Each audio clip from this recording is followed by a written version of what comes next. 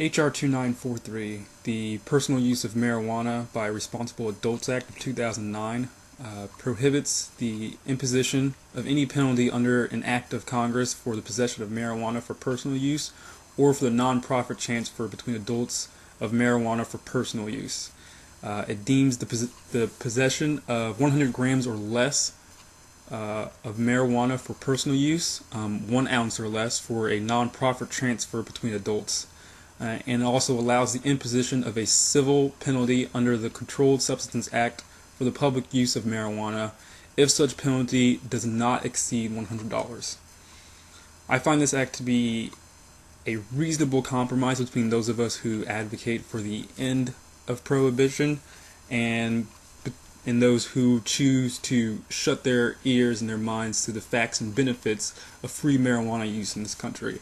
But this bill doesn't address that. It addresses the issue that the penalty for drunk driving in most states in this country is by far less severe than the federal penalty for possession of any amount of marijuana.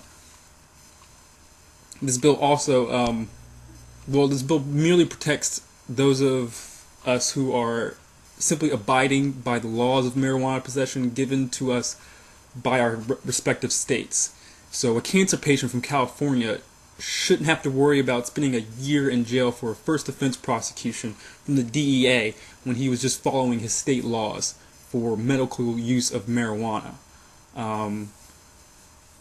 So please contact your congressman, write them, tell them to stop ignoring marijuana law reforms, and tell them to support H.R. 2943, because it makes absolutely no sense to arrest someone and incarcerate someone for something as harmless as marijuana when you have alcohol and tobacco killing 500,000 people a year.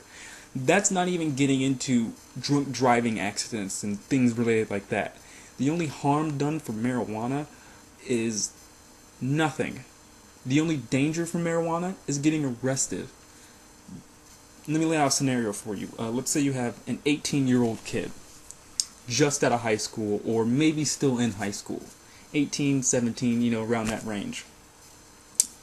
He hadn't done anything wrong, no record whatsoever, has a whole future ahead of him, and then he gets busted for possession of, let's say, an ounce of marijuana, just 28 grams. Now, that's technically a federal offense, or not a federal offense, but a felony offense. So that's about 5 years in prison. So when he gets out of prison, he's 23 years old and now a felon. He can't vote. Nobody will hire him. He has absolutely no education whatsoever. And so what is he going to do? He's going to go back to the streets. He's going to start selling drugs. Only going to be angrier that he can't do anything else. So what is he going to do? He's going to become a violent drug offender. He's going to start shooting people. The only deaths related to marijuana are murders, not because of the drug itself.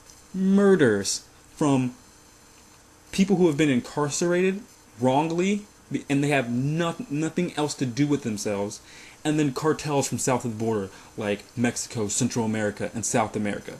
Those are the only dangers from marijuana. This bill, H.R. 2943, which decriminalizes marijuana, finally. So now you don't have to worry about going to prison for holding marijuana, if your state allows it, like my state does, California, and 13 other states in this nation that allow medical use of marijuana. And this is just a very small step towards free marijuana use in this country and economic prosperity from marijuana in this country. And we're not even talking about just the buds. We're talking about the whole plant. Hemp can make strong wood, clothing, plywood, all sorts of things, and it's not like trees where you have to wait 25 years to reproduce it. It's annual. You can grow it whenever. It's really not easy to grow, but if you know what you're doing, it's easy to grow. So get out there, do something about this, write your congressman, join NORML, and let's get this thing turned around.